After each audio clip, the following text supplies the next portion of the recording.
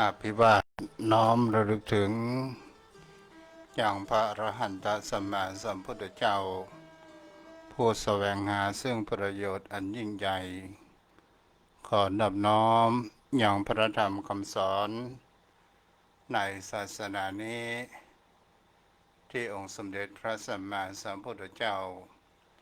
ได้ตรัสแสดงไว้ดีแล้วขอนอบน้อมระลึกถึงอย่างพระสงฆ์สาวกหมู่ใหญ่ผู้มีทิฏฐิอันหมดจดระงดงามอันเป็นสุปฏิปันโน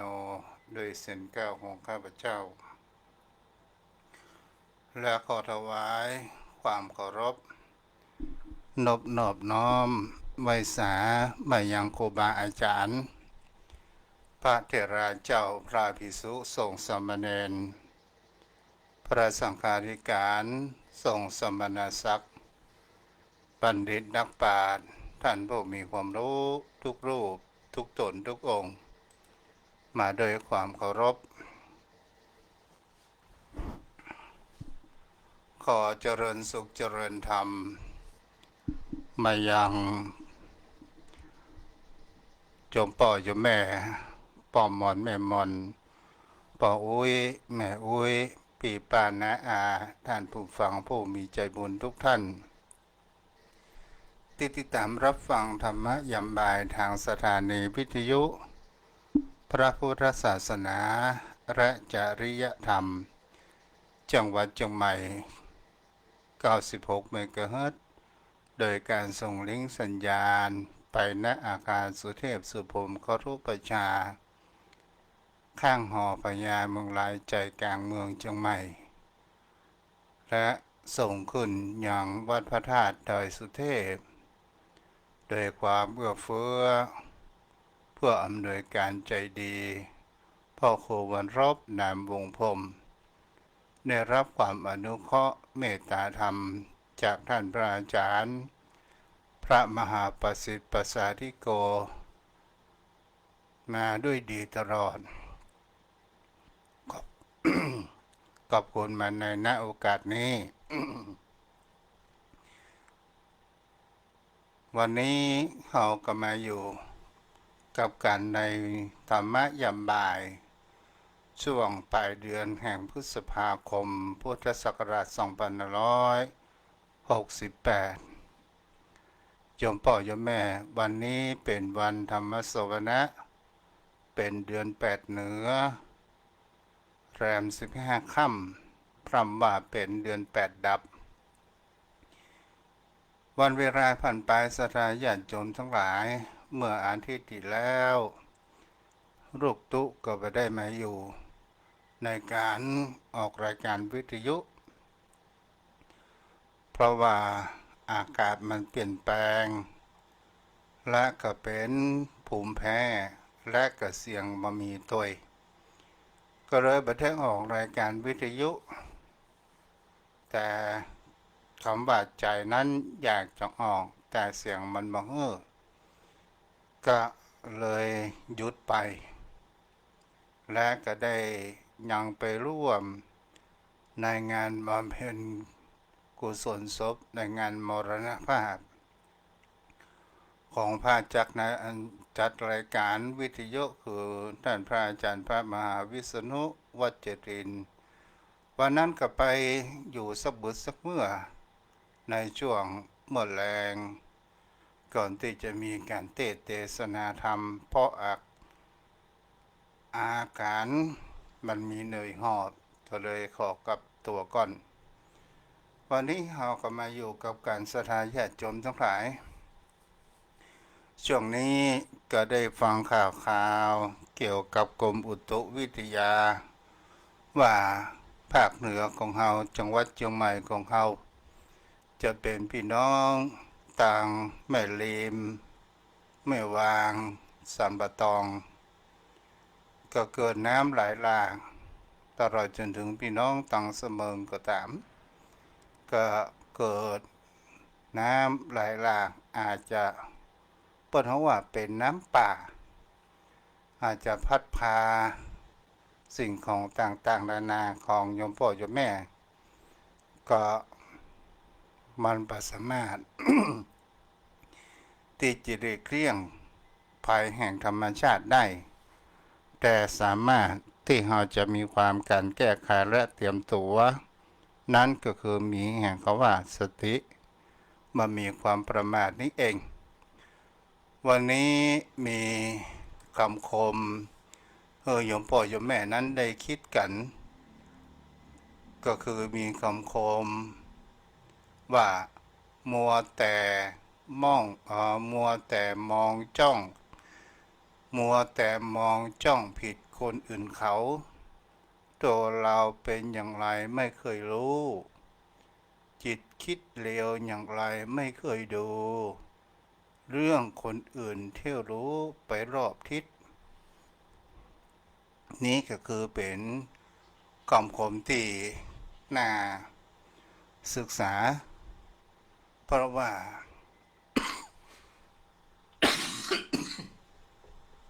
ขออภัยเด้อ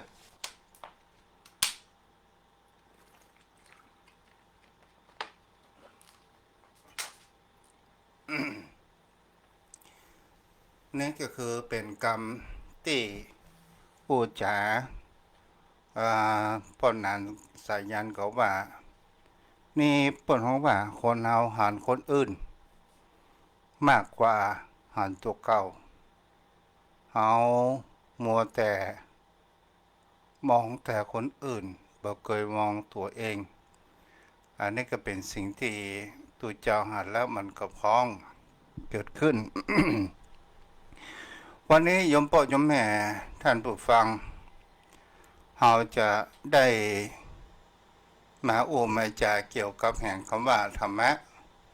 ที่คนเรานั้นควรจะศึกษากันในหนังสือธรรมะของพระเดชพระคุณ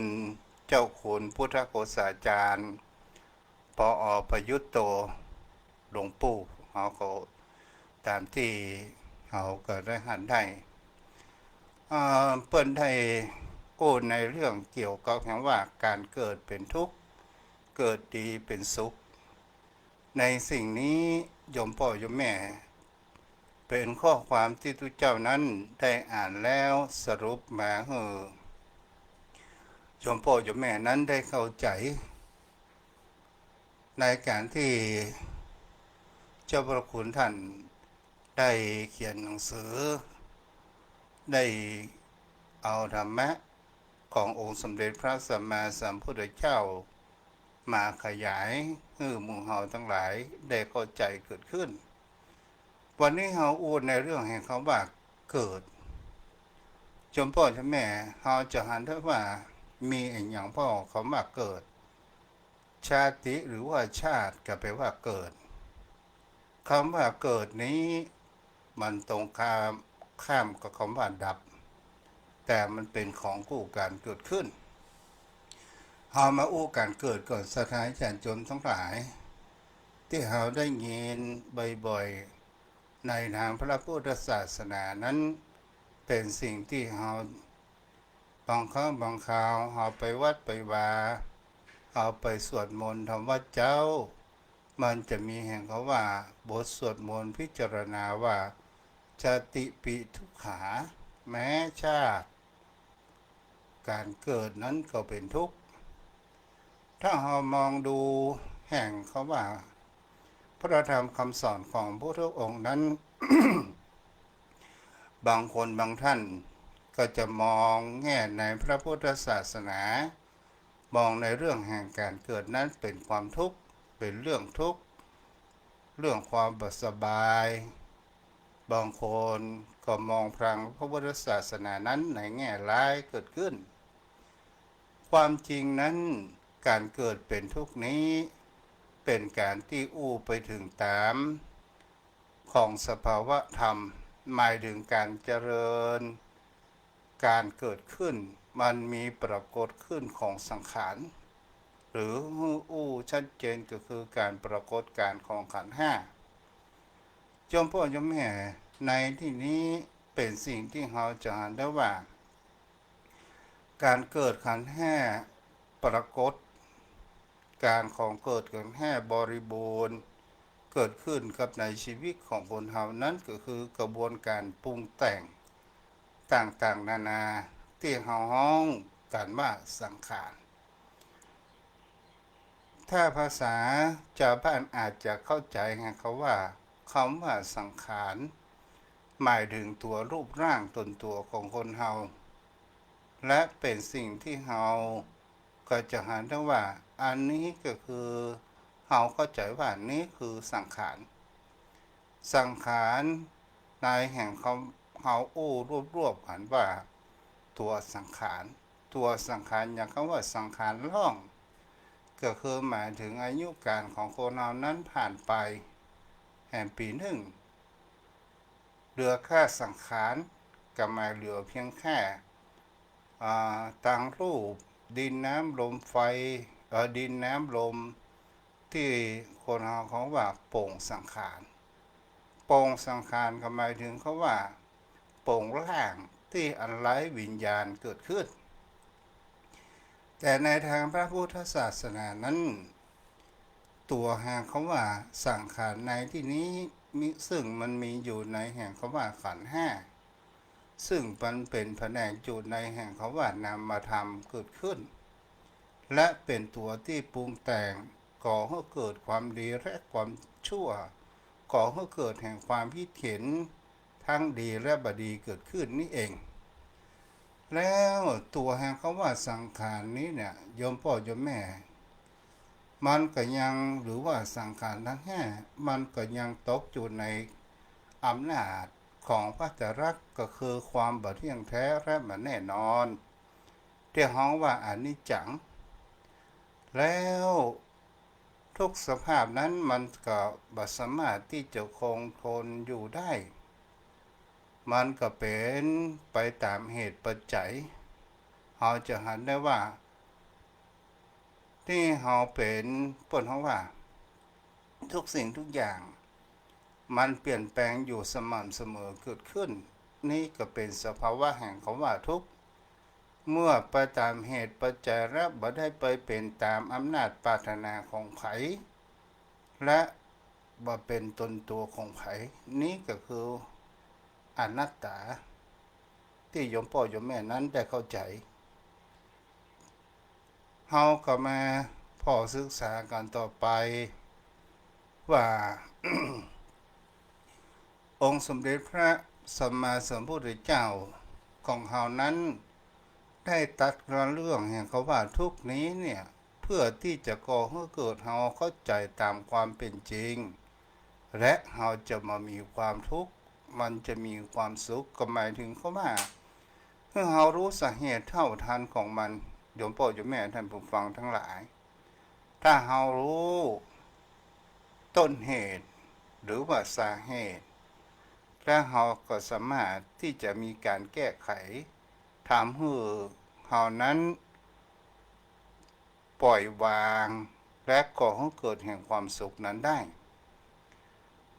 และเป็นสิ่งที่คนเฮานั้นจะหันได้ว่าแม้บางครั้งบางคราวมีพุทธสุภาษิตว่าสุโขพุทธานุปปาโทการเกิดขึ้นของพระพุทธเจ้าทั้งหลายเป็นความสุขหรือนำมาซึ่งความสุขนี่พระดำรัสนี้แสดงถึงการเกิดที่ก่อให้เกิดแห่งความสุขได้แล้วเราถามว่า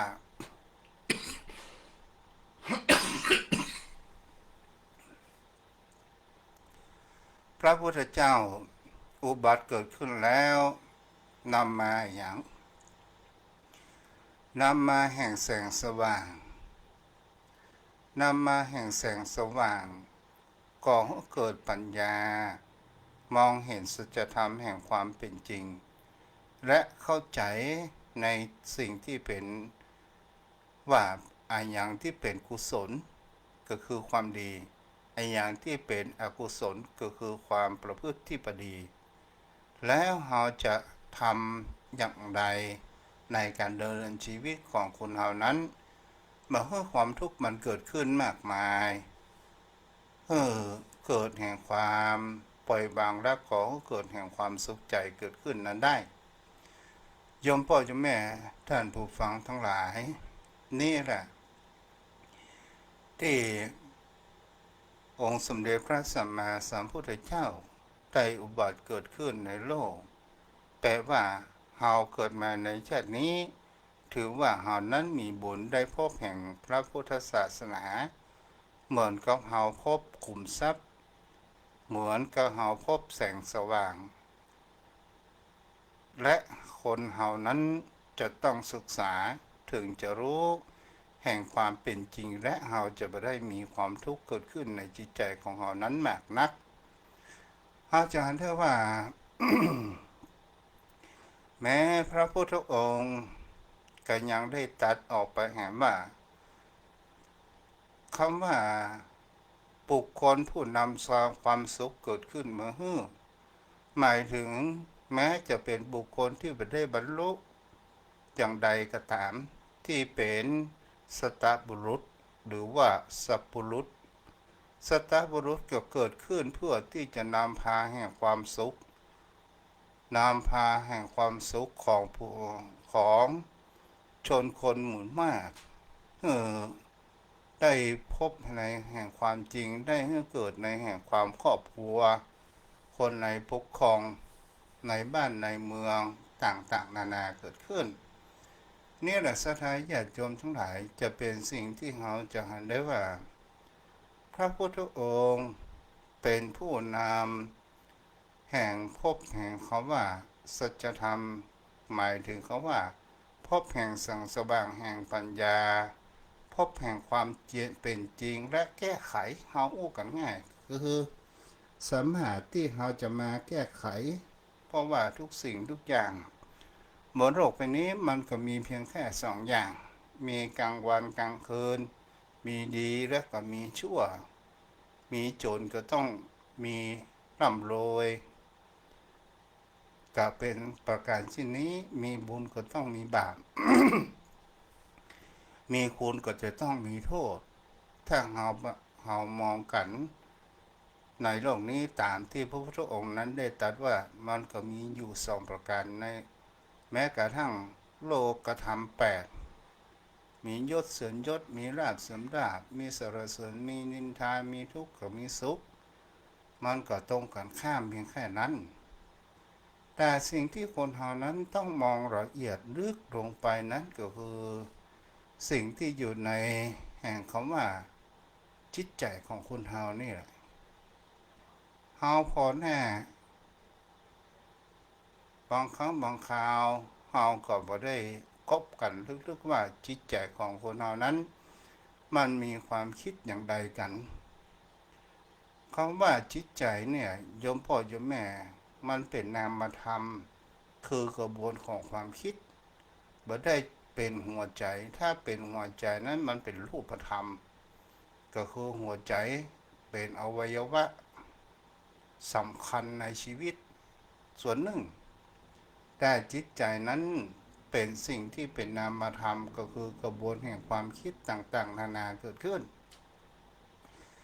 เราจะเห็นได้ว่าจิตใจของบุคคลเรานี่เนี่ยในส่วนลึกมันมีความรายละเอียดนั้นอยู่มากมายและเป็นสิ่งที่บุคคลเรานั้นจะเห็นได้ว่าจิตใจของคนเรานั้นมันเดินก่อกวนในสิ่งที่เป็นอกุศลในสิ่งที่บดีทำให้เราเกิดแห่งความโกรธก่อให้เกิดแห่งความก่อให้เกิดเรานั้นมีจิตใจแห่งความโลภและ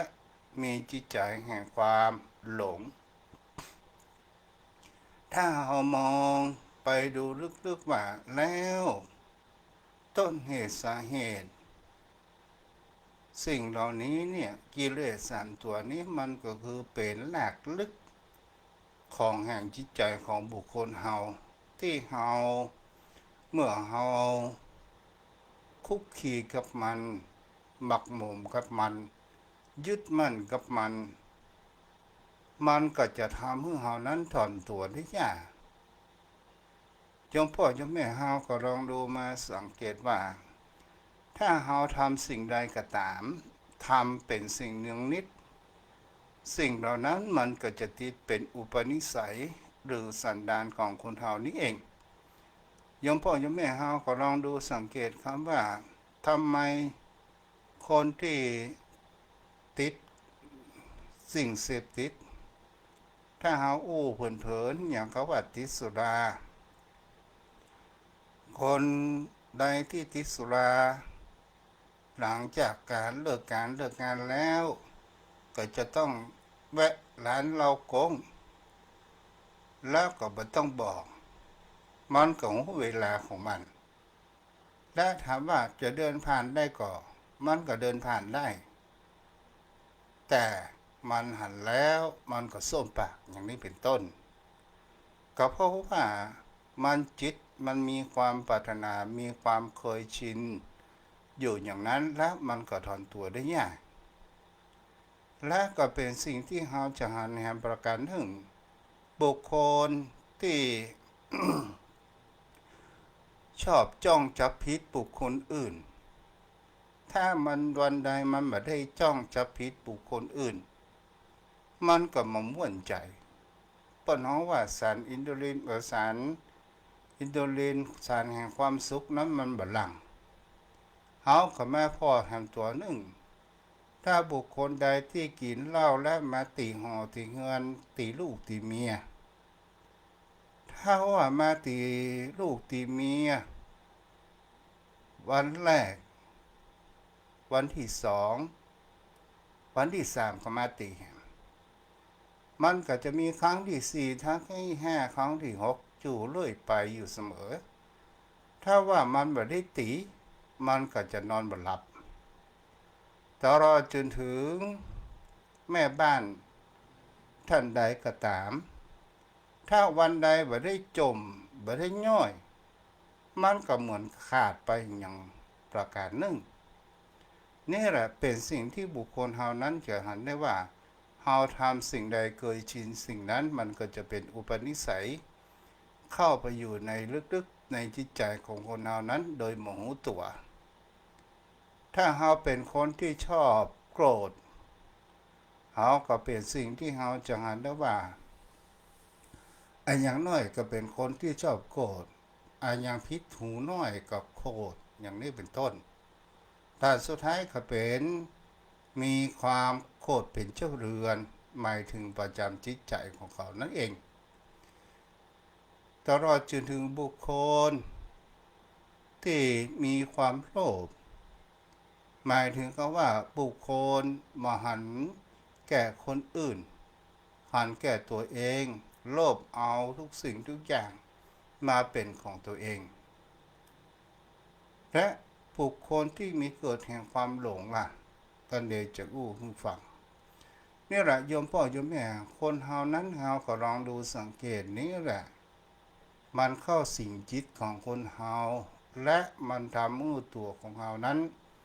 ก่อให้เกิดแห่งความขุ่นมัวก่อให้เกิดแห่งความซ้ำหมองต่างๆนานานั้นเกิดขึ้นแล้วจิตใจของบุคคลเฮาเนี่ย บางครั้งก็เป็นกุศลเกิดขึ้นบางเวลาก็เป็นอกุศลเกิดขึ้นหมายถึงอย่างใดโยมพ่อโยมแม่ก็หมายถึงว่าความคิดของคนเรากำเดียวก็เป็นบุญกำเดียวก็เป็นบาปพัดเปลี่ยนกันอยู่ในหัวจิตหัวใจของเรานี้เล่าตอนแรกๆนั้นเฮาก็หันบอกว่าโอ้ทำบุญช่วยกันโอ้ทำบุญรักษาศีลนี้ดีกันเดียวกับปิกไม้ไปถามว่าแม่แรงนี่ไอ้นั้นเอาป่ามาขายป่าหยังป่าตายหรือป่าเป็นนะโอ้กูมาเอาอันนี้แปลว่าบางจิตใจนั้นได้แต่ถ้าว่าโอ้เป็นป่าเป็นโอ้เอามาดีกันป่าสดเอาแกงไส้นอเนี่ยยมพ่อยมแม่เฮาจังหันว่าจิตใจของบุคคลเฮานี่เนี่ยกำเดือความดีมันก็เข้ามากำเดือกับความบดีมันก็เข้ามาก็คือความคิดทั้งดีและบดี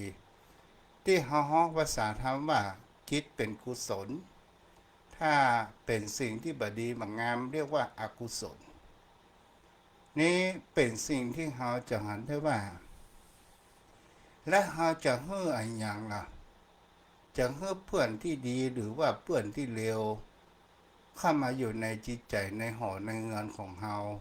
ส่วนตัวเจ้าของนั้นมากคนเราทุกคนโยมพ่อโยมแม่เราก็จะต้องการมิตรที่ดีเพราะว่ามิตรที่ดีก่อให้เกิดประโยชน์สุขหลายอย่างนำพามาซึ่งการแสงสว่างต่างๆนานำมาซึ่งแห่งความสุขแต่ถ้าว่ามิตรบ่ดีมิตรเทียมมิตรปอกลอกก่อให้เกิดแห่งความบ่สบายใจของคนเฮานั้นเกิดขึ้นนั้นก็หมายถึงเขาว่าเฮาจะให้อกุศลหรือว่ากุศลอยู่ในดวงจิตดวงใจของเฮาคนทุกคนก็บอกว่าอยากจะได้สิ่งที่เป็นกุศลแต่การกุศลเฮาจะให้มันอยู่เมือนเฮาจะควรทำอย่างใดและอกุศลเฮาจะให้มันอยู่ในจิตในใจของเฮาฝังรากลึกเป็นรากแก้วและถอนมาได้มันก่อให้เกิดแห่งคำว่าเป็นอุปนิสัยของเฮาไปถ้าเฮามีอกุศลก็คือความในสิ่งที่เฮาคิดบ่ดีอุบดีต่างๆนานาเกิดขึ้นกับมันก่อให้เกิดแห่งความบ่สบายใจและเกิดแห่งความทุกข์ต่างๆนานานั้นเกิดขึ้นได้แต่ถ้าว่าเป็นกุศลนะทำให้จิตใจของเรานั้นมีการสบายและปลดปล่องผ่องใสเกิดขึ้นมีความสงบมีความสบายแห่งจิตแห่งใจของคนเรานั้นเกิดขึ้นนี่จะทำให้คนเรานั้นได้สังเกตและพิจารณากันได้ว่าและเราจะทำอย่างไรโยมพ่อโยมแม่ท่านผู้ฟังทั้งหลายในหลักธรรมขององค์สมเด็จพระสัมมาสัมพุทธเจ้าเนี่ยเราจะเห็นได้ว่าพระพุทธองค์บอกว่าการที่เกิดจะมีความพร้อมเนี่ยก็คือหมายถึงการเกิดของขันธ์ห้าเนี่ยมันเป็นกระบวนแห่งการปรุงแต่งนี้ส่วนมากมันจะปรุงแต่งไปในทางทุกข์เมื่อเรารู้ว่ามันเป็นสภาวะและเราจะแก้ไขปัญหาอย่างใดที่จะทำให้เรามีความสุขนั้นได้มันก็มีแห่งคำว่าลัทธิศาสนาอื่นที่มีความคิดเห็นตรงกันข้ามกับองค์สมเด็จพระสัมมาสัมพุทธเจ้าครั้งหนึ่งนั้นเคยมีผู้มาสนทนาโต้ตอบกับพระพุทธองค์ว่าความสุขจะได้มานั้นจะต้องถึงแห่งความทุกข์ก่อนแต่พระพุทธองค์นั้นก็บอกว่าเป็นเช่นนั้นความสุขสามารถเข้าถึงความสุขนั้นได้นั่นก็หมายถึงเขาว่าที่บอกว่ามีต้องถึงความทุกข์ก่อนถึงความสุขเป็นสิ่งที่มันบ่มีความเสมอไปเกิดขึ้นและเราจะเห็นได้ว่าลัทธิศาสนานี้ก็คือนิโคลนาตบุตรก็คือต้องมีการทรมานทางกายเมื่อมันเกิดแห่งความทรมานเป็นการสายสุดตรงเกิดขึ้นและจะได้มาซึ่งความสุขแต่พระพุทธองค์นั้นมันถ้าหาสรุปง่ายๆพระองค์ก็บอกว่าความสุขสามารถที่จะเข้าถึงความสุขได้นั้นก็คือจิตใจของบุคคลเฮาถ้าว่าเฮารู้ในแห่งความเป็นจริงว่าสิ่งนี้มันบ่ได้เป็นประโยชน์มันบ่เป็นความสุขสิ่งนี้ก่อให้เกิดสิ่งนี้มันบ่เป็นประโยชน์ก่อให้เกิดแห่งความขวนมัวความบ่สบายใจและสิ่งแห่งถ้าเฮาประพฤติประการเช่นนี้ก็จะก่อให้เกิดแห่งความสุขและเป็นประโยชน์ตนตัวของเฮานี่ ถ้าเฮาอู้ตามความคิดของตุเจ้าก็หมายถึงว่าพระพุทธองค์ว่าสุดท้ายมันก็อยู่ที่จิตของเฮาอยู่ที่ใจของเฮานี่เองโยมพ่อโยมแม่ท่านผู้ฟังทั้งหลาย เฮาก็ลองมาตึกตองดูว่าความสุขนี่ไผก็จะต้องการแต่ความสุขของบุคคลเฮานั้นส่วนใหญ่นั้นเฮามีกฎแห่งความเข้าใจในทางที่ผิดเกิดขึ้นหลายประการคำว่าเฮามองความสุขภายนอกกันเป็นส่วนใหญ่แต่ความสุขภายในแห่งจิตแห่งใจของคนเรานั้นหาบุคคลที่แสวงหานั้นไม่น้อยความสุขภายนอกนั้นก็หมายถึงเขาว่าความสุขที่มีทรัพย์สินเงินทองความสุขที่มันมีความจีรังยั่งยืนเนี่ยทรัพย์สินมรดกต่างๆนานาแต่ความสุขแห่งจิตแห่งใจเนี่ยถึงบ่มีทรัพย์ภายนอกแต่ก็อยู่เปิ้นฮ้องว่าอยู่อย่างเข้าใจมันก็มีความสุขเกิดขึ้นและเฮาจะพออย่างใดเล่าโยมพ่อโยมแม่ท่านผู้ฟังเฮาก็มาเก็บพิจารณากันไปแหมว่าและเฮาจะทำอย่างใดให้ความสุขนั้นของคนเฮานั้นเกิดขึ้นกับจิตกับใจของคนเฮานั้นก็คือเฮาก็จะต้องมีการพัฒนาหรือว่าภาวนา ภาวนาแปลว่าความเจริญในการพัฒนาของคนเฮานั้นเกิดขึ้นได้โยมพ่อโยมแม่ก็เป็นสิ่งที่เฮาจะหันได้ว่าการพัฒนาความเจริญนี้มันก็เป็นสิ่งที่ก่อให้เกิดเฮาหันได้อย่างเขาว่าการที่เฮาเกิดอยู่ในครรภ์มารดาแล้วร่างกายของคนเฮาว่าเซลล์แล้วก็เป็นองค์ย่อยเป็นว่ารูปประขันธ์นามประขันธ์มหาภูตรูปอุปทายรูปอันนี้ก็คือเป็นสิ่งที่ละเอียดเข้าไปโยมพ่อโยมแม่เฮามาพอถึงความเจริญงอกงามที่เฮาว่าภาวนาภาวนามุ่งหมายภาวนาคือการทำให้กุศลก็คือสิ่งดีๆเพื่อเกิดขึ้นกับจิตกับใจของเฮานั้นต่อเนื่องไปอย่างสม่ำเสมอและก็จะเพิ่มพูนจนกระทั่งเติมเต็มบริบูรณ์เกิดขึ้นนี่ก็คือกุศลนั้นเฮาจะให้เกิดขึ้นในจิตใจของบุคคลเฮานั้นเฮาก็จะต้องทำประการอย่างใดพ้อง พระองค์ตรัสไว้ในใช้แห่งความว่าความเจริญของจิตใจนั้นก็คืออริยวัตรแปลว่าการเจริญอย่างอริยชนการเจริญแห่งอริยชนมันมีอย่างไรโยมพ่อโยมแม่ ซึ่งมันมีหลักธรรมอยู่5ประการวันนี้จะอู้ประการแรกก็คือเรื่องแห่งคำว่าศรัทธาถ้าคนเฮานั้นมีศรัทธาโยมพ่อโยมแม่ท่านผู้ฟังทั้งหลาย ถ้าเฮามีศรัทธาเนี่ยมันมีศรัทธากี่ประการมันก็มีอยู่2ประการก็คืออะโมริกะศรัทธาศรัทธาอย่างแรกเนี่ยมันเป็นศรัทธาที่มันมีเพิ่นเฮาว่าเชื่อบ่มีข้อมูลเชื่ออย่างบ่มีเหตุผลเพิ่นเฮาว่าเชื่อแบบงมงายขาดปัญญาเกิดขึ้นอันนี้เป็นสิ่งที่ประการแรกโยมพ่อโยมแม่ท่านผู้ฟังทั้งหลาย แล้วเราพิจารณากันไปเห็นว่าหุริกศรัทธาเนี่ยเชื่อยังมามีข้อมูลเชื่อยังมามีเหตุผลคำว่าเชื่อตัวนี้มันก็อยู่ในแห่งคำว่า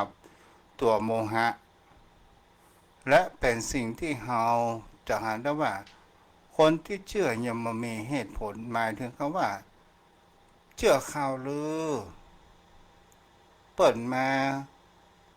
ว่าอย่างอั้นได้ยินมาเหมือนกับตัวเองไปหันกับหูกับตาถามแต่ก็บอกเคยไปและถามว่าสู่หูมาจากไหนเปิ้นเล่ามาอย่างนี้เป็นต้นชนี้คือเป็นบุคคลที่ว่าเชื่อแบบงมงายอย่างเช่นเขาบอกว่าไม้สลีที่วัดของเฮานั้นเขาได้จกได้ลาบแล้วเฮาก็ไปเชื่อถามสิ่งที่มันมีบันดาลเขาก็เอาแป้งไปถูไปทาพอแล้วเขาก็บอกว่าอันนั้น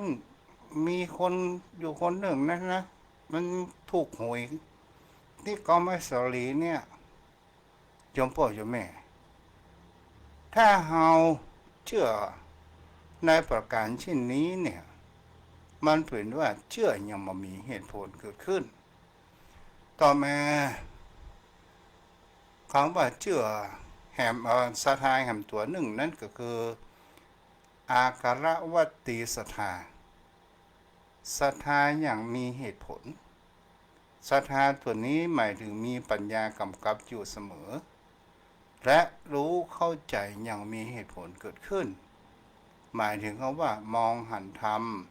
ผ่านความเป็นจริงตามเหตุปัจจัยต่างๆนานานี่แหละยมพ่อยมแม่ก็หมายถึงว่าเขาจะเชื่ออะไรอย่างเขาก็ต้องพิจารณาและสืบสาวหาเหตุผลให้มันก่อนที่เราจะเชื่อแล้วเมื่อเรามีปัญญาศรัทธามีศรัทธาอย่างล่ะศรัทธาในพระรัตนตรัยศรัทธาในพระธรรมคำสอนขององค์สมเด็จพระสัมมาสัมพุทธเจ้าศรัทธาอย่างมีเหตุผลและนำไปประพฤติปฏิบัตินำเอาข้อธรรมของพระพุทธศาสนาเอาไปใช้และแก้ปัญหาในชีวิตของคนเฮานั้นเกิดขึ้นตลอดจนถึงธรรมของเฮานั้นมีแห่งความว่าศรัทธาบ่หวั่นไหวอาจจะรัศรัทธาอย่างมามีความหวั่นไหวมีบุคคลใดพ่องเป็นอาจารย์ศรัทธาญาติโยมทั้งหลายหมายถึงบุคคลที่มีแห่งความเชื่อมั่นในที่นี้หมายถึงแห่งฝั่งอริยบุคคลมีโสดาบันเป็นต้นมามีแห่งความว่าหวั่นไหวเกิดขึ้นถ้าถามว่าเฮานั้นบ่หวั่นไหวเกิดขึ้นเฮาเชื่อว่าเฮามีความเลื่อมใสในพระพุทธศาสนาเฮามีความเลื่อมใสในพระรัตนตรัยเฮามีความเลื่อมใสในคำสอนขององค์สมเด็จพระสัมมาสัมพุทธเจ้าก็ถือว่าเฮานี้ก็มีศรัทธาที่บ่หวั่นไหวแต่ถ้าว่าศรัทธาในตัวบุคคลศรัทธาญาติโยมทั้งหลายป้อนของว่าเฮาจะไปฟังชมกันว่าเป็นบุคคลประพฤติดีชื่อดีเพราะว่ากราบใดคนเฮาบ่จักกันแล้วเนี่ยเฮาชื่นชมไปได้ว่าเป็นบุคคลที่ดีเพราะว่าคนเฮามีลมหายใจอยู่อย่างที่ทุกเจ้าว่ากรรมเดียวจิตใจของคนเฮาก็เป็นอกุศลคิดบ่ดีบางครั้งก็เป็นกุศลแล้วเป็นสิ่งที่คนเฮานั้นเฮาจะไปรับรองไผว่านี้คือคนดีสุดๆอย่างนี้เป็นต้นตราบใดเฮาบ่จากลมจากกันถ้าเฮาหมดลมหายใจจากกันตราบนั้นเฮาสามารถที่จะระเสริญได้เพราะว่าคนเป็นมันยังสามารถที่จะกลับกรอกได้แต่คนตายบ่สามารถที่จะพลิกคืนมากระทำในสิ่งที่บดีนั้นได้นี่ก็คือสามารถที่เราจะชื่นชมได้วันนี้อู้จากับโยมพ่อโยมแม่ท่านผู้ฟังก็ ปอสมน้ำสมเนื้อปอสมควรแก่เวลาเนาะยมพ่อเจ้าแม่ท่านผู้ฟังที่อยู่ทางบ้านวันนี้ผู้ติดตามทาง Facebook มีผู้ใจนำว่าอ่อนแอก็แพ้ไปวันนี้หมูว่าเสียงทางบ้านเป็นอย่างไรพ่องเนาะทางที่ติดตามทางโทรศัพท์มีแม่หอมประสางเลอเนาะที่ได้รับฟังกันแม่น้อยในเมืองเอาละโยมพ่อโยมแม่ก็หมูว่าเสียงเป็นอย่างไรพ่อง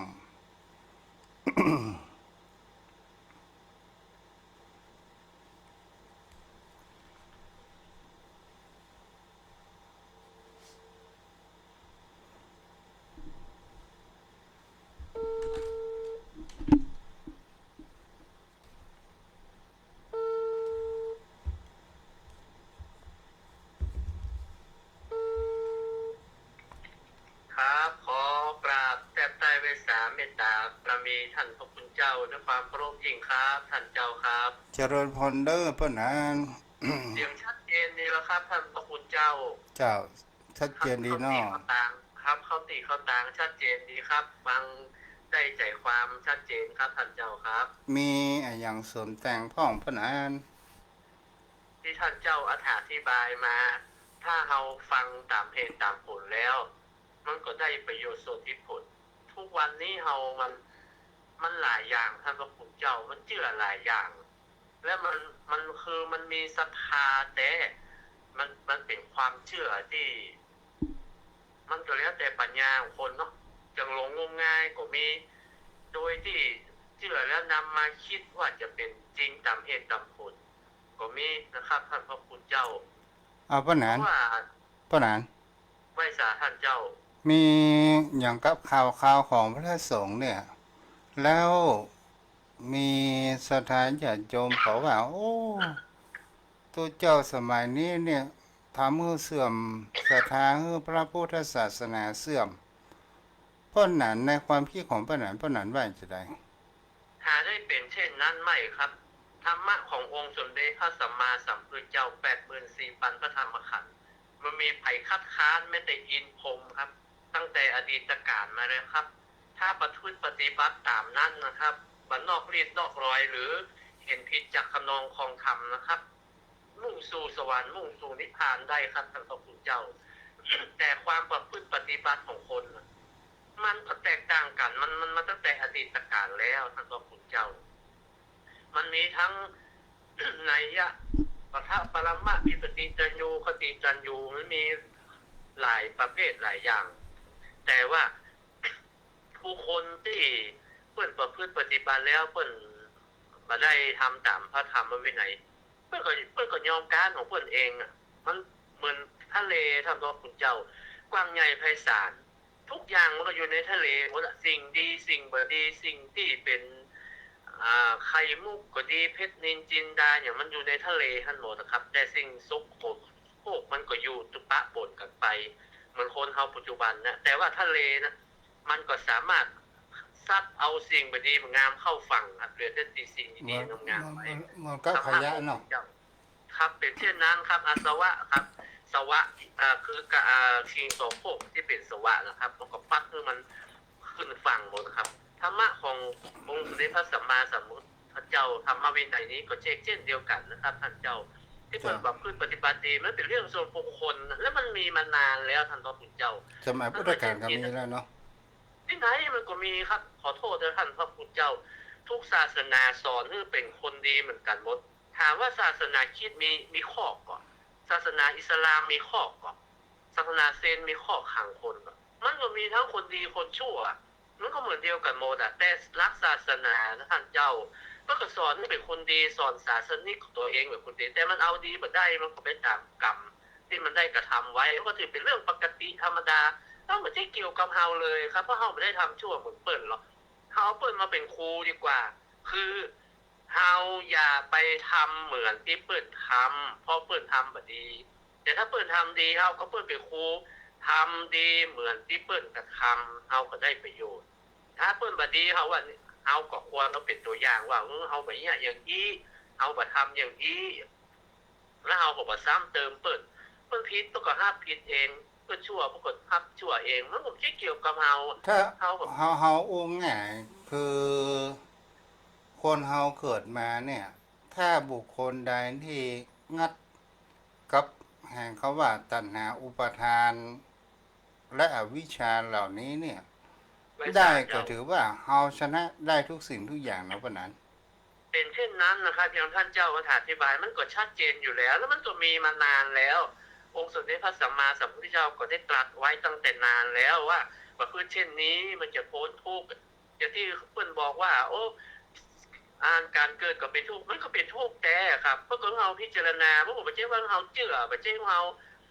เชื่อเลยตรัสอย่างนี้เชื่อเลยท่านพระคุณเจ้าไว้สาค่ะท่านเจ้าองค์สมเด็จพระสัมมาสัมพุทธเจ้าเนี่ยค่ะตัดรักกลามาสูตรไว้แม้แต่ตัวพระองค์ก็ยังไม่เชื่อก็ไม่เชื่อคือเธอปฏิบัติก่อนแล้วเธอถึงเชื่อเองด้วยปัญญาเธอพิจารณาด้วยปัญญาของเธอก่อนเธอถึงจะยอมเชื่อครับมันก็เป็นเช่นนั้นท่านพระคุณเจ้าแต่คนเฮานี่มันชอบไปตีป่าเน่าข้องป่าเน่าตัวเดียวเหมาถึงข้องเนาะคือครับคนประเภทนั้นที่เพิ่นเปรียบเทียบว่าป่าตายตัวเดียวเหมือนเน่าเหม็นเน่าถึงข้องก็มันเหม็นตัวเดียวมันเหม็นถึงข้องจริงแต่ที่มันบ่ดีนะมันบ่ดีตัวเดียวอ่ะแล้วถึงข้องนะหมูน้ำยังดิ้นผลัดประเภทคือมันยังมีชีวิตอยู่ท่านพระคุณเจ้าก็ถือว่าหมูนั้นมันดี แล้วเฮามาถือว่าโอ้มดทั้งหมดเขาไปเมาเข่งมันปัจจัยครับที่เปิ้นประพฤติปฏิบัติดีเปิ้นก็มีอยู่เยอะครัถ้าบว่าเฮาถ้ามันเกิดถ้าเฮาเกิดภัยแห่งคำว่า อ่สถานญาติโยมมองพระสงฆ์องค์ข้าเจ้าในประเภทนี้เนี่ยแล้วก็ก่อให้เกิดการเปิดเพราะว่าบีบพระสงฆ์องค์ข้าเจ้าจนอยู่บ่ได้เนี่ยถ้าพระสงฆ์องค์ข้าเจ้าในฐานะแห่งเขาว่าเป็นเปิดเพราะว่าเป็นพุทธบุตรอ่ไม่าสักเป็นผู้นำข่าวสารของพระธรรมคำสอนของพระองค์มาเผยแผ่หมดจากประเทศไทยเนี่ยเพราะนั้นว่าถามว่าพระพุทธศาสนารักธรรมคำสอนมีอยู่มั้งก็นักสอนมีครับท่านเจ้าครับ แต่มันมีศาสนาบุคคลที่จะคอยบอกกล่าวไปได้เนาะครับเป็นเช่นนั้นนะครับถ้าบุคคลที่นำมาคำสอนมาเผยแผ่นั้นอันตรธานเสี่ยงไปความหายนะก็ต้องเกิดขึ้นครับกับสังคมสังคมก็อยู่บ่ได้เมื่ออยู่บ่ได้เฮาทั้งหลายก็อยู่บ่ได้เช่นเดียวกันผมน่าหันใจคนที่เห็นผิดที่ไปเมาเอาเข่งนะครับโอ้เปิ้นบัดนี้บ่แล้วก็นี่บ่เข้าว่าเขาว่าไปปิดหนทางสู่สวรรค์สู่นิพพานตกเก่าแย่หยังเปิ้นผิดก็เป็นเรื่องของเปิ้น เขาก็ทำดีต่อไปที่ดีๆมันมีประเลิกประเตออย่างในโลกนี้มันไม่ใช่ว่ามีอันเดียวมันไม่ใช่ว่ามีคนเดียวที่ดีเขาไปยึดตัวผู้คนเปิ้นบดีมันก็เป็นเรื่องของเปิ้นเพราะก็ห้ามกรรมของเปิ้นเองเขาก็ไม่ใช่เป็นตู้ฮอนกับเปิ้นเขาไม่ได้ไปเสี่ยงไปต้องไปเลี้ยงไปดูเปิ้นมาได้เขาไปปิดหนทางสู่สวรรค์สู่นิพพานเขาอย่างหยังเขาก็ตั้งหน้าทำดีเอาเปิ้นมาว่าโอ้บัดนี้ก็ที่เขาไปแล้ววัดว่าเขาถึงแบบทำบุญทำทานเนี่ย ถ้าเฮาแบบทำเฮาก็ยิ่งตกต่ำไปคนเดียวเฮาไปช่วยเฮาได้มันต้องมีดวงตาหันทำต้องหูเท่าทันเหตุการณ์มันเกิดขึ้นโอ้มันมีแต่เมินน่าสงสารเปิ้นเนาะเปิ้นทำดีแต่เปิ้นผิดพลาดไปถ้าเปิ้นกลับเนื้อกลับตัวได้เปิ้นก็คงจะได้ดีมันก็ยังเป็นคุณประโยชน์กับเฮาอยู่แต่เฮาพอใน ครั้งพุทธกาลพระพุทธองค์นี่ให้อภัย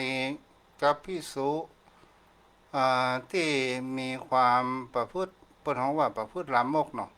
ประพฤติทางด้านที่เสียยังให้มีคำว่าอภัยอยู่เสมอมีเมตตาและเฮาโอ้ง่ายนะพะนั้นถ้าเป็นเช่นนั้นนั้นโทษมันก็มีเขาลุกละหูท่านเจ้ามีครับนักมีเบาไม่ใช่ว่าเบาก็ต้องตายหมดทุกอันนักก็ต้องตายมันมีเขาลุกละหูของเปิ้นแล้วครับอันที่มันหนักเกินที่เปิ้นจะเปิ้นจะรักษาเยียวยาได้เพิ่นก็คงปล่อยครับแต่ว่าที่มันรักษาเยียวยาบ่ได้เปิ้นปล่อยแต่ถ้ารักษาเยียวยาได้เพิ่นก็มีธรรมะคือหูวาระจิตของผู้นั้นเปิ้นก็เทศนาสั่งสอนโปรดให้บรรลุได้ท่านพระพุทธเจ้า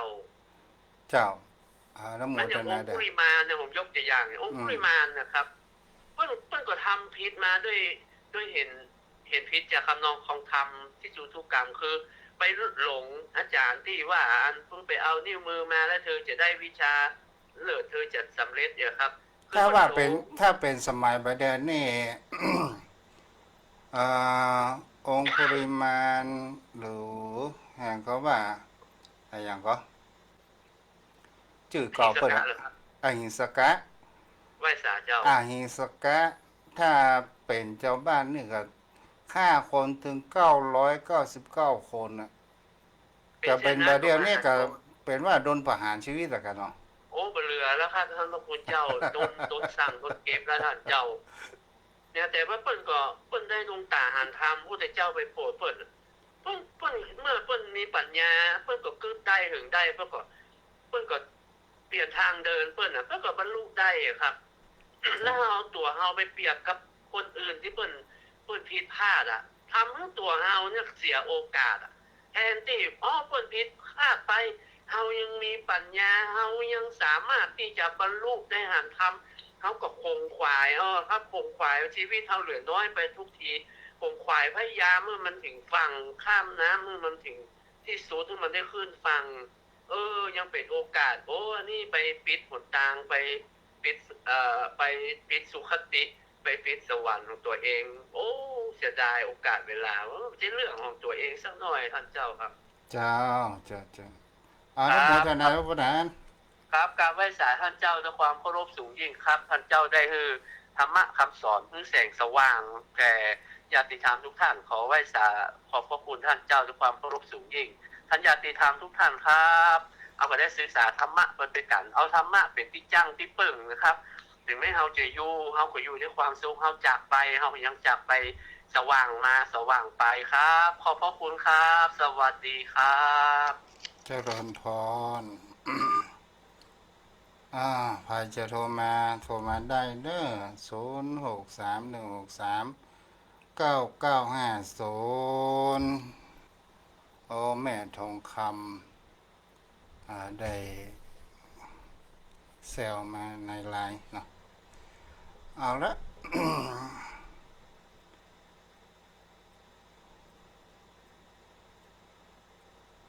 ใคร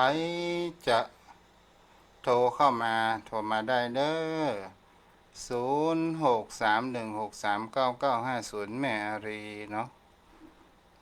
โทรเข้ามาแต่ไม่ได้รับสาย06316399500631639950โทรเข้ามาได้เด้อแม่เรือนแก้วเจริญพรแม่ เจ้า จ้าแม่ ขอแต่เจ้า จ้าแม่ ขอให้ท่านหายยังไงนึง เจ้าเจ้า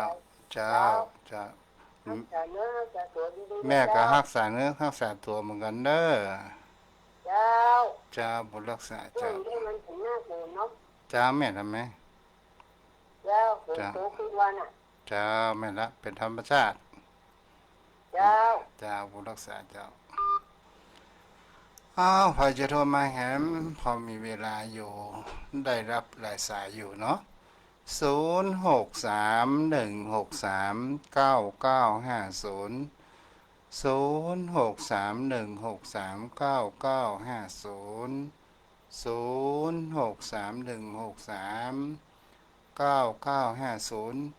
จมพ่อจมแม่ท่านใด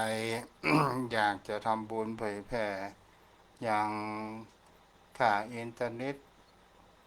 ของลูกทุกก็ถือว่าเป็นการทำบุญเผยแผ่รับทำคำสอนขององค์สมเด็จพระสัมมาสัมพุทธเจ้า ตามกำลังของโยมพ่อโยมแม่ได้ ก็สามารถที่จะโทรมาได้เด้อถ้ามามีก็บ่เป็นหยังโยมพ่อโยมแม่ท่านผู้ฟังลูกตุได้อยู่บรรยายคติธรรมก็ถือว่าได้บุญ ยมพ่อยมแม่เขาก็ได้ปัญญาเช็คเช่นเดียวกันเนาะเจริญพร โอ้ใครโทรมา โทรมาแล้วไม่พูด 0631639950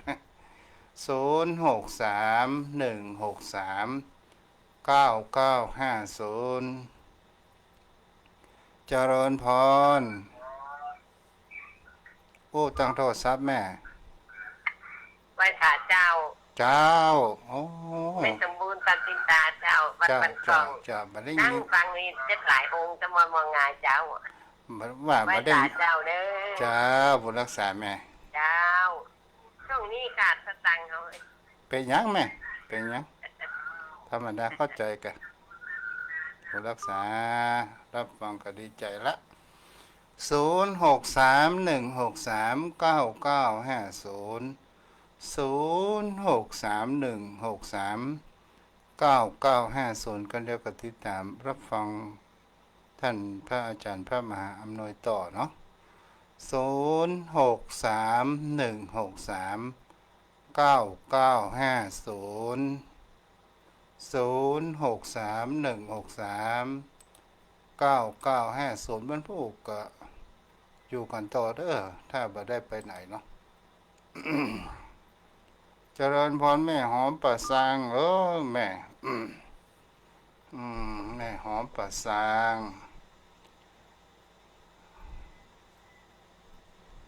เจริญพร เจ้านมัสการเจ้าหายแล้วนี่ หา เจ้าหายแล้วเนาะ หายละแม่ เจ้านมัสการเด้อ เจ้าบุญรักษาเจ้าเอาละโยมพ่อโยมแม่ใครจะโทรมาแหมได้สายหนึ่ง0631639950 0631639950 วันพวกก็มาติดตามรับฟังกันใหม่เนาะวันนี้ก็พอสมควรแก่เวลาเด้อขอยุติไว้เพียงเท่านี้บุญกุศลพุทธานุภาพธรรมานุภาพ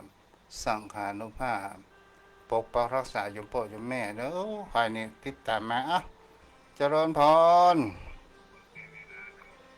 เจริญพร เจ้านมัสการเจ้าพระอาจารย์ เจ้าแม่อยู่ไหน ที่ไม่คือเจ้า เจ้า ว่าหลานอู้เก่งเนาะ เจ้า ไอ้คนหลานเต้ถามไปเอามา ดีกันเจ้าบุญรักษาเจ้าเอาเลยเอาไว้ที่อีเนาะอายุวโนสุขังพลัง